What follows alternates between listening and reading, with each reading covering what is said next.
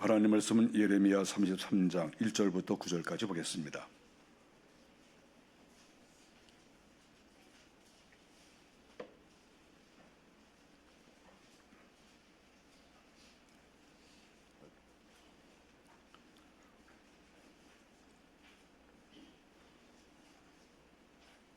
한 목소리로 같이 읽겠습니다. 예레미야가 아직 시위대 뜰에 갇혀 있을 때에 여호와의 말씀이 그에게 두 번째로 임하니라. 이르시되 이를 행하시는 여호와, 그것을 만들며 성취하시는 여호와, 그의 이름을 여호와라 하는 이가 이와 같이 이르시도다. 너는 내게 부르짖으라. 내가 네게 응답하겠고 내가 알지 못하는 크고 은밀한 일을 내게 보이리라. 이스라엘의 하나님 여호와께서 말씀하시니라. 우리가 이 성읍의 가옥과 유다 왕궁을 헐어서 갈대아인의 참호와 칼에 대항하여 싸우려 하였으나 내가 나의 노여움과 분함으로 그들을 죽이고 그들의 시체로 이 성을 채우게 하였나니, 이는 그들의 모든 악행으로 말미암아 나의 얼굴을 가리어 이 성을 돌아보지 아니하였음이라. 그러나 보라, 내가 이 성읍을 치료하며 고쳐 낫게 하고 평안과 진실이 풍성함을 그들에게 나타낼 것이며, 내가 유다의 포로와 이스라엘의 포로를 돌아오게 하여 그들을 처음과 같이 세울 것이며, 내가 그들을 내게 범한 그 모든 죄악에서 정하게 하며 그들이 내게 범하며 행한 모든 죄악을 사할 것이라. 이 성읍이 세계 열방 앞에서 나의 기쁜 이름이 될 것이며 찬송과 영광이 될 것이요, 그들은 내가 이 백성에게 베푼 모든 복을 들을 것이요, 내가 이 성읍에 베푼 모든 복과 모든 평안으로 말미암아 두려워하며 떨리라. 아멘.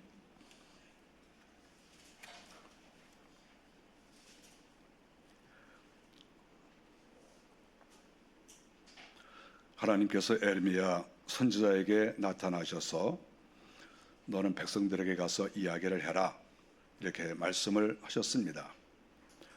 그리고 너희들은 나에게 부르짖으라, 이렇게 말씀을 했습니다.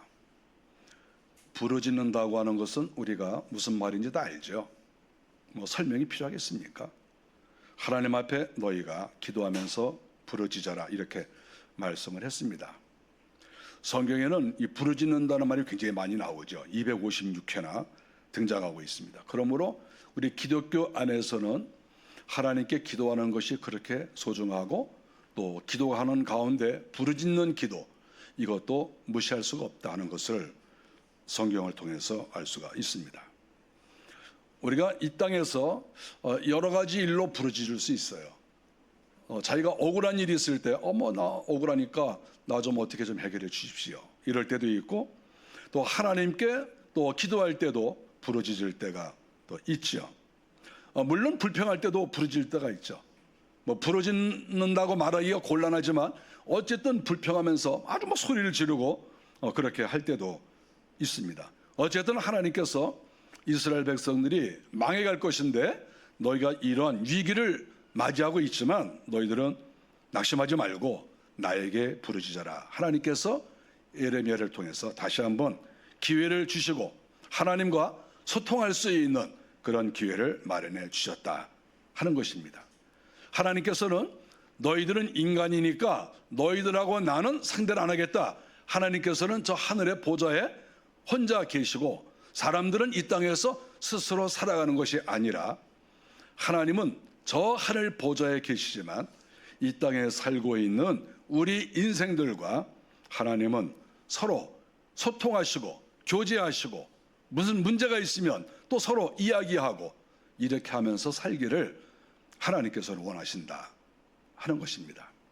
우리가 사람과 사람 간에도 소통이 중요하잖아요. 하나님과 우리 사이에도 소통이 정말 중요한 거거든요.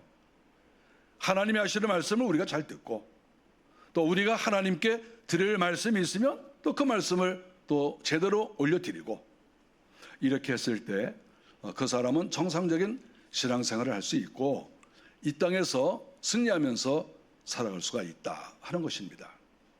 언로가 막히면 다 문제가 생겨요. 이 언로가 막히면 안 돼요. 가정에서도 뭐 어디에 있어도 하나님과 우리 사이에 특별히 이 소통 관계가 문제가 생기면 그 사람의 삶은 여러 가지로 망가지고 괴로움이 있을 수밖에 없다, 이렇게 말할 수 있습니다. 우리가 기도는 여러 종류가 있어요. 묵상하는 것도 기도입니다. 조용히 아무 소리도 내지 않고 묵상하는 거. 우리가 묵상을 통해서 하나님께 기도할 수 있고 또 깊이 기도할 수 있어요. 저는 묵상 기도를 많이 합니다. 소리도 많이 지르지만 묵상 기도를 하면서 은밀하게 내 옆에 계시는, 그리고 내 안에 계시는 하나님께 조용조용히 내 마음으로 기도하는, 즉 묵상하는 기도를 우리가 할 수 있습니다. 또 입으로 조그맣게 읊조리면서 할 수도 있어요. 조그맣게 소리를 내서 하나님 아버지, 이렇게 다른 사람이 잘 들리지 않을 정도의 그런 적은 목소리로 하나님께 이렇게 기도할 수 있어요. 그래도 하나님이 다 들으십니다. 또한 다른 사람이 알아들을 정도의 그러한 소리로 이렇게 내면서 하나님께 또 기도할 수 있죠. 어떻게 하든지 다 하나님께서 들으세요. 그런데 사람이 말이죠, 아주 다급하다, 어떤 위기를 맞이했다 그러면 자연적으로 소리가 크게 나올 수밖에 없어요. 여러분 그렇지 않습니까? 물론 어떤 사람은 위기를 맞이하고 큰 문제에 봉착했을 때 완전히 침묵하는 사람도 있어요. 가만히 이렇게 있는 사람도 있죠. 그거는 그 사람이 그 일을 처리해 나가는 방법일 수도 있어요. 사람마다 그것이 다 똑같은 것은 아니에요. 그러나 대부분은 위기를 맞이할 때 속에서 소리가 나올 수밖에 없어요. 정말 애타는 그런 소리가 나오잖아요. 고통하는 소리가 이렇게 나오잖아요. 그거는 너무나 정상적이죠. 그래서 하나님께서는 너희들이 기도하라, 단순하게 이렇게 말씀하신 것이 아니라 너희가 부르짖어라, 이렇게 말씀하시잖아요. 남쪽 유다가 망해갈 때 너희가 망해가는데 그대로 있을 수 있냐? 너희들이 부르짖어라, 하나님이 이렇게 말씀을 하고 계십니다. 에레미야 선지자가 이런 하나님의 말씀을 들을 때 그의 환경은 좋지 않았습니다. 성경 1절에 보면 그가 시위대 뜰에 갇혀 있었다고 말하고 있어요. 예루살렘에는 감옥 같은 데가 있어요. 그 시위대 뜰이라고 하죠. 거기에 에레미야 선지자가 갇혀 있었습니다. 왜 거기에 가뒀겠습니까? 에레미야 선지자는 바른 말을 많이 했어요. 당시의 지도자들이 에레미야를 좋아하지 않았습니다. 왜냐하면 에레미야가 말하는 것이 당시 지도자들 마음에다 걸려요. 한마디만 해도 또 걸리고, 두 마디 하면 걸리고, 계속 걸리는 거예요. 그러니까 듣기 싫으니까 너 잡아 쳐놓으라. 그래서 에레미야 선지자를 시위대 안에 가둔 거잖아요. 맞는 거는 에레미야 선지자가 맞는데 잘못된 사람들이 힘이 있으니까 에레미야 선지자를 가둬버린 거죠. 이 세상이라고 하는 것은 정의로운 세상을 향하여 가고 있지만 사실 이 세상이 정의롭지는 않아요. 여러분들 역사를 연구해 보십시오. 여러분 세상이 정의롭습니까? 정의롭지 않아요. 어쩌다가 하나님께서 한 번씩 정의롭게 하세요. 어쩌다가. 그러나 대부분은 정의롭지 않아요. 그래서 정의 그리고 외치던 사람들이 되게 낙심을 많이 합니다. 내가 이렇게 외치고 소리 지르고 내가 이렇게 애를 썼는데 열매가 별로 없구나, 이런 생각들을 할 수가 있죠. 에레미야 선지자는 그러나 아무리 사람들이 감옥에 이렇게 쳐넣어도 거기에서 하나님의 음성을 듣습니다. 하나님께서 다른 사람에게 나타나지 않았어요. 당시에 무슨 왕에게나 장관급의 하나님이 나타나시지 않았어요.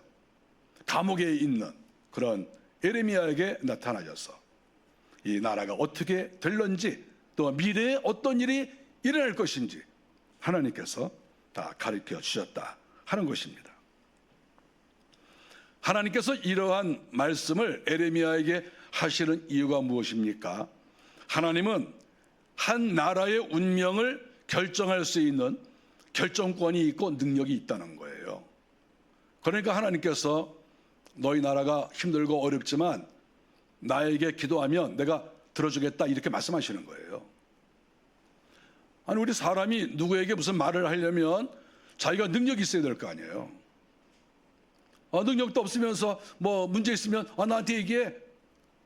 그래가지고 왜 되겠어요? 그런 그 완전히 그 헛소리하는 거 아니겠어요?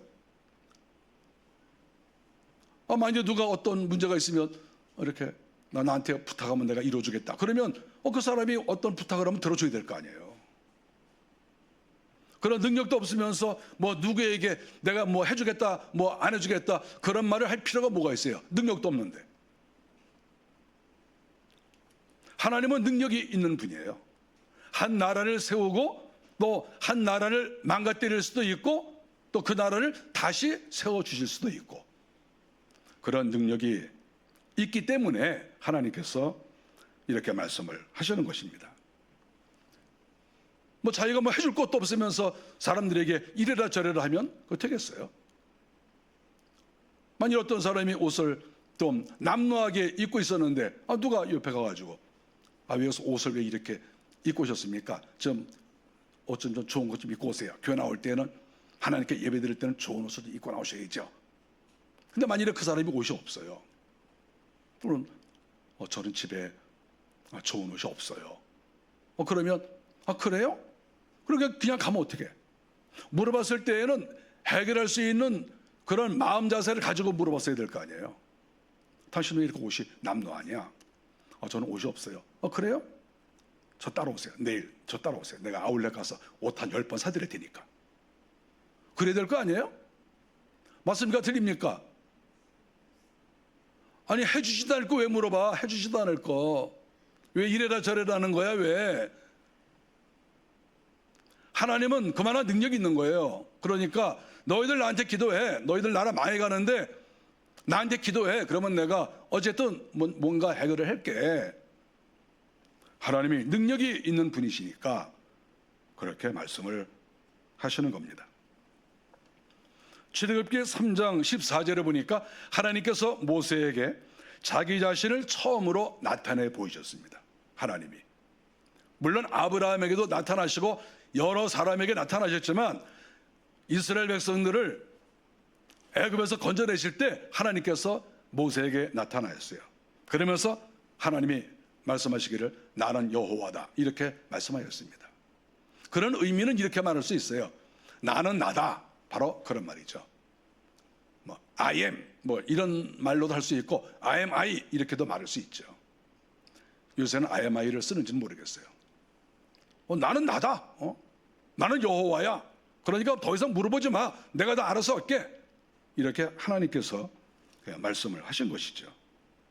그러면서 3절에 보니까 네가 알지 못하는 크고 은밀한 일을 내게 보이리라.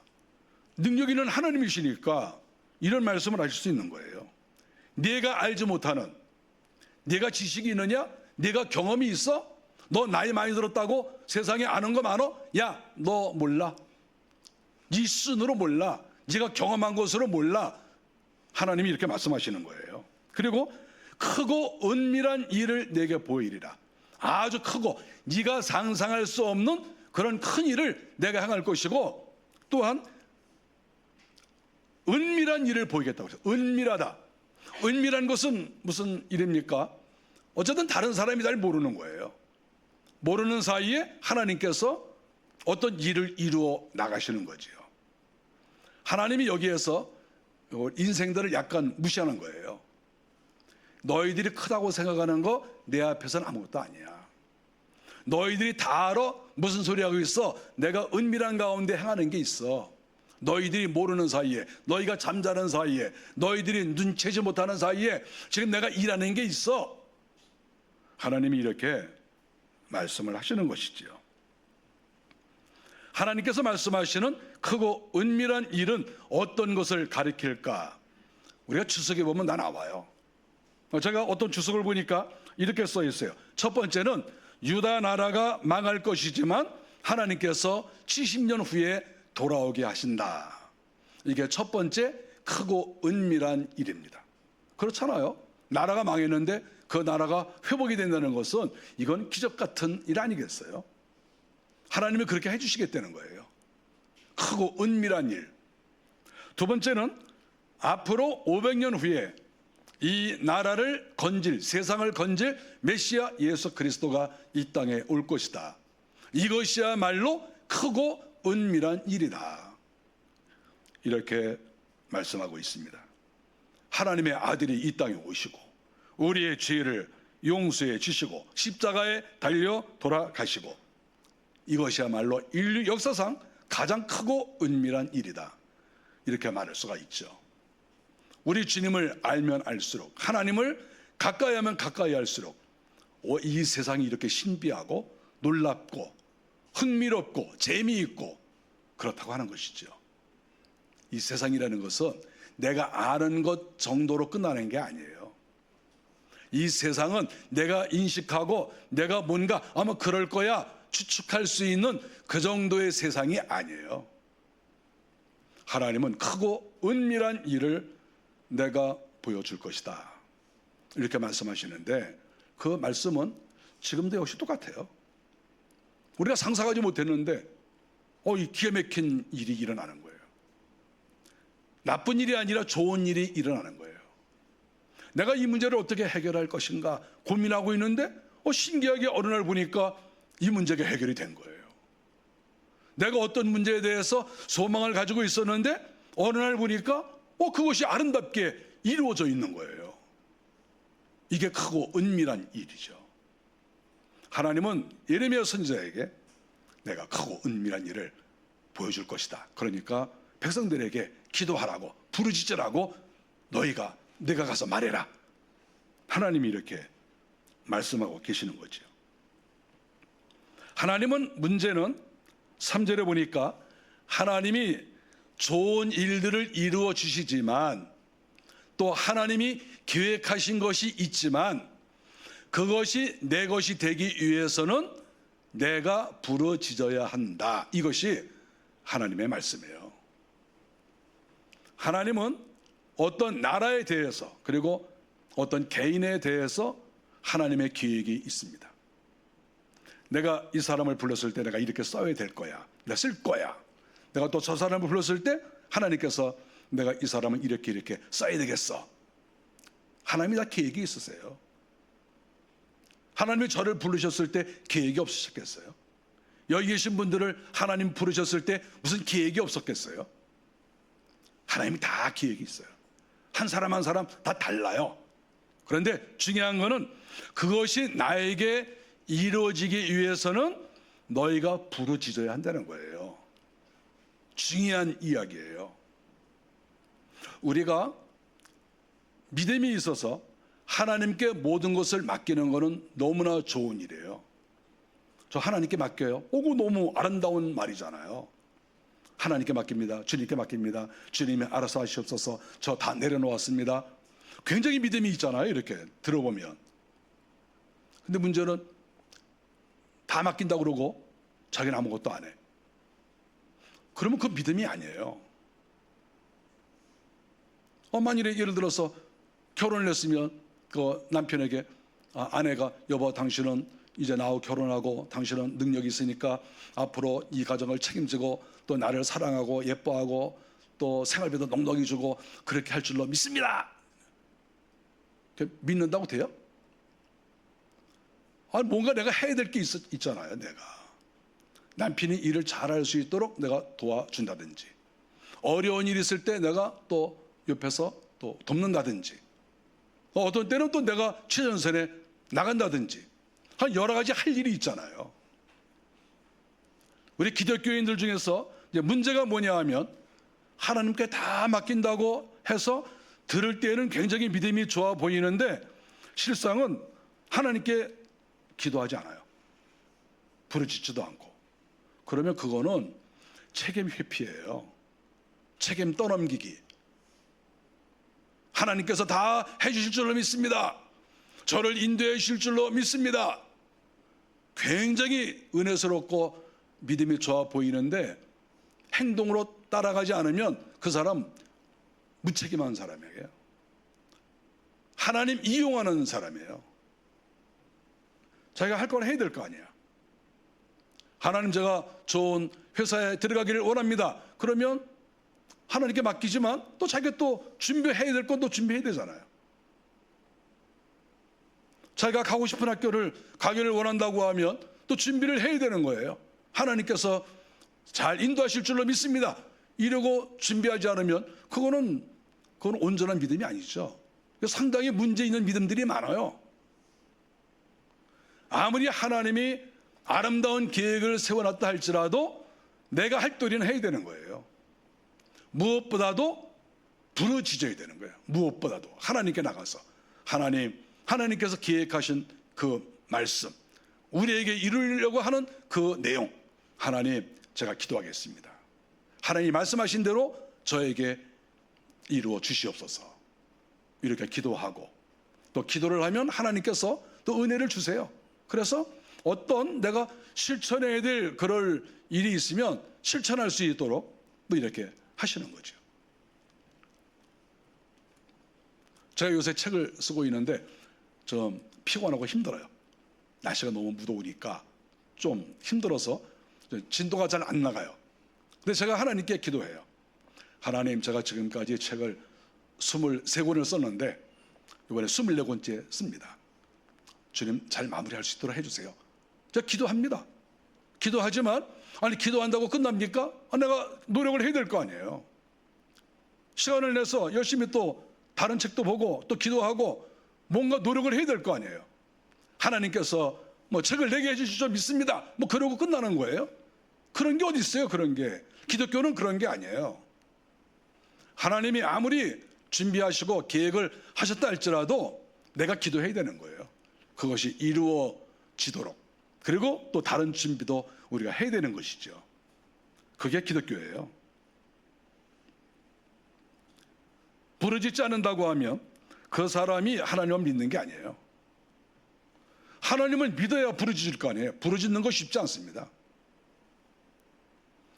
제가 기도원을 자주 가는데 제가 갈 때마다 은혜를 받는 게 뭐냐 하면 기도원에 차들이 수십 대씩 와 있어요. 이렇게 낮에 보면. 그리고 낮이나 밤이나 제가 이렇게 전 책 쓰고 있고 기도하고 그러다 보면 산에서 지금도 막 그런 소리가 들려요. 그런 소리가 들리면 마음이 굉장히 편안해져요. 이렇게 우리나라에 기도하는 사람들이 있구나. 다 먹고 살만하고 다 이렇게 잘 살아도 그래도 하나님께 나가서 저렇게 부르짖는 사람들이 있구나. 그런 생각을 할 때마다 마음이 기쁘고 또 잠도 잘 와요. 마음이 편안해져요. 저렇게 여기가 은혜의 동산이구나. 정말 하나님께 저렇게 기도하는구나. 이렇게 많은 사람들이 와서 기도하는구나. 우리 대한민국은 어쨌든 안 망하겠구나. 어떤 놈들이 뭐라고 해도 이 나라는 그래도 유지가 되겠구나. 그런 마음이 들어요. 여러분, 대한민국 안 망해. 걱정하지 마세요. 별 이상한 놈들이 뭐 어떤 행동을 해도 안 망할 테니까 걱정하지 마세요. 그런 기도하는 사람들 여기저기에 있거든요. 그런데 하나님께서 이 나라를 위만하시겠습니까?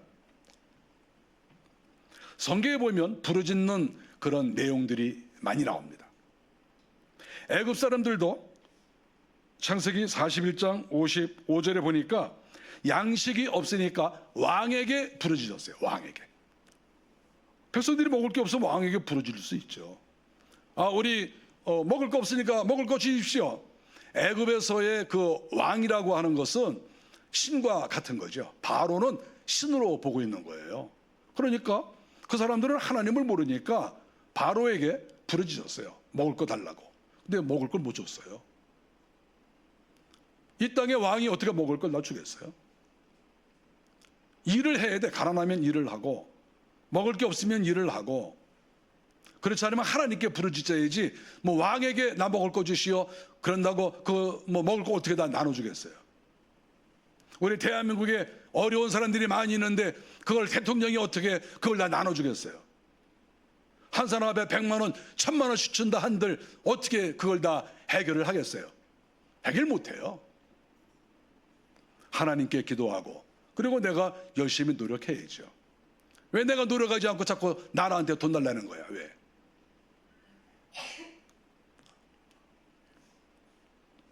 하나님께서는 어쨌든 가난한 자의 그 부르짖음을 들으십니다. 시편 9편에 그렇게 말씀하셨습니다. 히브리 민족이 노역을 당했을 때 하나님께 부르짖었습니다. 출애굽기 2장 23절에 애굽에서 노역을 당하니까 견딜 수 없는 거예요. 우리가 너무 이게 힘들면 하나님께 기도할 수 있어요. 하나님, 우리가 이렇게 노역을 당합니다. 노예 생활을 합니다. 억울합니다. 그러면 억울한 일을 당하면 하나님께 호소해야죠. 하나님은 이 소통의 길을 열어주신 거예요. 얼마든지 기도할 수 있게. 히브리 민족이 홍해를 건너가게 될 때 죽을까 두려워서 부르짖었다. 출애굽기 14장에 나와요. 죽을 것 같으니까 부르짖는 거예요. 당연한 거예요, 우리가. 내가 힘들고 어렵고 위기를 맞이하고 죽을 것 같은데 기도 안 해요? 당연히 기도해야 되는 거죠. 우리가 어려운 일 당하면 안 되겠지만 당했으면 하나님께 부르짖어야 돼요. 이 문제를 해결해 주십시오. 그랬더니 하나님께서 천사를 보내주셨습니다. 민수기 11장에 보니까 하나님께서 이스라엘 백성들에게 진노하셔서 불이 일어나게 했어요. 불이 막 나는 거야. 근데 이스라엘 백성들이 깨달았어요. 이 불을 우리가 끌 수가 없다.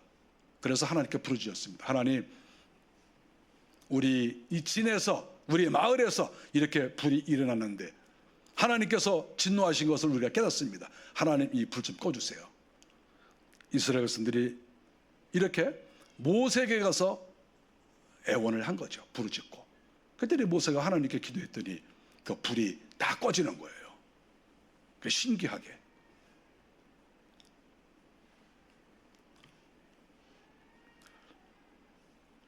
히브리 민족이 한 번은 쓸데없이 부르짖은 적이 있어요. 가나안 땅을 정탐하고 12명이 보고를 하는데 10명이 부정적 보고를 했어요. 우리가 들어갈 수 없을 것 같다. 믿음 있는 사람 2사람이 우리는 들어갈 수 있다, 이렇게 보고를 했어요. 2대 10인 거야. 그랬더니 이스라엘 백성들이, 히브리 민족이 아주 울부짖었어요. 밤새도록 울부짖었다, 이렇게 성경에 나옵니다. 민수기 14장. 아무리 밤새도록 울부짖어도 아무 필요가 없는 거예요. 그건 하나님께서 약속하시고 하나님이 기뻐하시는 것을 놓고 기도하는 거는 5분, 10분, 1시간 기도해도 굉장히 여기서는 역사함이 커요. 그런데 하나님의 뜻도 아닌데 밤새도록 고걸하면서 울었다? 아무 필요 없어요. 아무 필요 없어요. 저는 성도들이 기도할 때마다 그 기도를 어떤 내용을 가지고 기도하는지, 또 어떤 모습으로 기도하는지 가끔 제가 이렇게 다니면서 볼 때가 있어요. 어떤 분은 정말 이렇게 기도하는데 하나님께 정말 진정으로 맡기고 성경대로 또 자기가 하나님 앞에 잘 쓰임받기를 위해서 기도하는 그런 사람도 있어요. 지나가다 들으면 기도를 정상적으로 잘하고 계시는구나, 이런 사람도 있어요. 근데 어떤 사람은 소리가 막 나서 저기까지 막 들려가지고 누가 저렇게 기도를 저렇게 악쓰고 저렇게 하나. 그래서 이렇게 나와보면 막 몸을 흔들면서 막 죽여라고 그러는지 죽여라고 하는지를 잘 모르겠어요. 죽여 막 그러면서 막 기도를 하는데 가만히 이렇게 들어보면 남편 욕하는 거야. 주여, 우리 남편이 개 같은 새끼가 말이야, 주여. 막 그거요, 밤새도록 해보세요. 효과가 있나? 효과 없어요. 그게 무슨 효과가 있어요, 그게. 기도는 그런 기도는 의미가 없는 거예요. 하나님이 기뻐하시는 뜻을 찾아서 또 자기가 어떻게 하면 또 잘할 것인가, 이렇게 해야 되는 거예요. 그래서 우리가 성도들을 볼 때 이렇게 어떤 분은 조용조용히 기도해요. 조용조용히 기도했다고 기도를 못하는 게 아니에요. 그렇게 난리치면서 의자를 막 흔들면서 이렇게 기도했다고 그 사람이 기도 잘하는 게 아니에요. 내용이 중요한 게, 내용이. 저 사람이 어떤 내용을 가지고 무슨 목적을 가지고 기도하느냐, 이것이 중요한 거예요. 하나님께서 이스라엘 백성들에게 한 번은 책망하시면서 이스라엘 백성들이 우상 숭배를 많이 하니까 하나님이 한 번은 책망하시면서 비꼬듯이 말씀하신 내용이 있어요. 사사기 10장 14절에 보니까 이런 말씀을 하셨어요. 가서 너희가 택한 신들에게 부르짖어서 너희의 환난 때에 그들로 너희를 구원하게 하라. 하나님이 이렇게 말씀하셨어요. 이스라엘 백성들이 하나님은 의지하지 않고 우상을 자꾸 의지하는 거예요. 그러니까 하나님이 그렇게 말씀하신 거예요. 야, 너 찾아가 봐. 너희가 평상시 섬기는 우상에게 찾아가서 이 위기를 다 돌파해 달라고 가서 기도해 봐. 되나 봐. 하나님이 이렇게 말씀하시는 거예요. 하나님이 이스라엘 백성들이 행하는 걸 다 보고 계시잖아요. 이스라엘 백성들이 위기를 맞이할 때 이제 정상으로 돌아오면 먼저는 자기들이 하나님께 회개하면서 부르짖고, 또 하나는 지도자에게 와서 또 부탁을 하는 거죠. 지도자에게. 사무엘상 7장 8절에 보니까 백성들이 사무엘 선자에게 왔어요. 그리고는 우리를 위하여 쉬지 말고 부르짖어 우리를 블레셋에게서 구원해 달라, 이렇게 요청을 해요. 그 말은 우리가 기도를 해도 하나님이 뭐 들으시겠지만 또 듣지 않으실 수도 있는데, 우리가 보니까 당신은 하나님의 쓰시는 사람이니까 당신은 우리를 위해서 기도해 주셔서 우리가 블레셋의 그 공격에서부터 벗어날 수 있도록 해 주십시오, 이렇게 부탁을 하는 거죠. 사무엘 선자는 당시에 인정받는 그런 지도자가 아닙니까? 사무엘이 너희들은 기도할 필요가 없고 나 혼자 기도해도 된다, 그렇게 말하지는 않죠. 그러나 이런 지도자의 기도가 또 상당히 중요하다, 이렇게 말할 수가 있습니다. 저는 가끔 이렇게 문자를 받습니다. 문자를 받는데 우리나라는 이렇게 좌파 우파가 있잖아요. 근데 이제 이쪽에서도 문자가 오고 저쪽에서도 문자가 와요. 얼마 전에는 우파 쪽에 있는 어떤 분한테 문자가 왔어요. 읽어보니까 목사님 같이 이렇게 능력 있는 목사님께서 기도를 해주셔야 우리나라가 공산화가 되지 않고 이 나라가 망하지 않으니까 기도 좀 해주십시오, 이렇게 문자가 와요. 여러 번 와요, 여러 번. 제가 답장을 한 번도 안 했어요. 뭐 답장하기가 좀 어려워요. 제가 뭐 이런저런 문자 많이 받습니다. 그래서 한편으로는 그렇게 생각해요. 뭐 진짜 내가 기도의 능력이 있어서 저런 말씀을 하시는 건가, 그런 생각만 하는 거죠. 이스라엘 백성들이 그렇게 했어요. 사무엘에게 이 나라를 위해서 기도해 주십시오, 블레셋을 물리쳐 주십시오, 이렇게 기도한 거죠. 이 기도가 정확하면 효과가 굉장히 큽니다. 정확하지 않으면 다 헛된 기도로 끝날 수밖에 없다 하는 거죠. 하나님께서는 백성들의 기도를 들어주시고 그 상황을 아름답게 만들어 주시기를 좋아하십니다. 오늘 성경 저희가 6절 읽었는데, 보라 내가 이 성읍을 치료하며 고쳐 낫게 하고 평안과 진실의 풍성함을 그들에게 나타낼 것이며, 너희들을 치료하겠다, 이 성읍을 치료하겠다, 이렇게 말씀하신 거예요. 7절에서도 내가 그들을 돌아오게 하겠다, 포로로 잡혀갔지만 다시 돌아오게 하겠다. 귀신에게 붙들려 있는 사람, 세상에 붙들려 있는 사람, 내가 다시 돌아오게 하겠다, 이렇게 말씀하시는 거죠. 8절에서는 죄를 용서해 주겠다. 하나님이 베푸신 은혜 가운데 가장 큰 은혜는 죄를 용서해 주시는 것입니다. 그리고 마지막 9절에 보니까 이 성읍이 세계 열방 앞에서 나의 기쁜 이름이 될 것이며 찬송과 영광이 될 것이다. 하나님은 단순하게 돌아오는 것으로 끝나는 게 아니라 만민 가운데 높여주시고 영광스러운 이름을 갖게 하시는 거예요. 그것이 하나님께서 부르짖으라고 하는 그러한 이유예요. 너희가 부르짖어라. 그러면 내가 너희들 높여줄 거야. 너희들 만방이 너희를 존경하고 너희의 이름이 높아질 거야. 그러니까 내 앞에 부르짖어라, 이렇게 말씀하시는 거죠. 우리는 이 말씀을 믿어야 돼요. 우리가 이 땅에서 정말 나의 이름이 영광스러운 이름이 되지 않으면 그거 아직 기도가 부족한 거예요. 정말 내 자신이 찬송과 영광이 될 정도가 되지 않으면 그거 아직도 부르짖음이 약한 거죠. 불만이 있는 분들은 그렇게 불평하지 마시고 하나님께 간구를 해야 되는 거예요. 하나님, 저를 살려주시고 저의 삶을 바꿔주시고 멋지게 만들어 주옵소서, 이렇게 기도해야 되는 거죠. 하나님은 성도들이 이 땅에서 형통하게 되기를 원하십니다. 형통하게 되어야 돼요. 날마다 회개하시고 부르짖어서 하나님께서 약속하시고 하나님께서 또 원하시는 그런 높은 수준에 이르는 우리 성도들이 다 되시기를 바랍니다. 기도하겠습니다.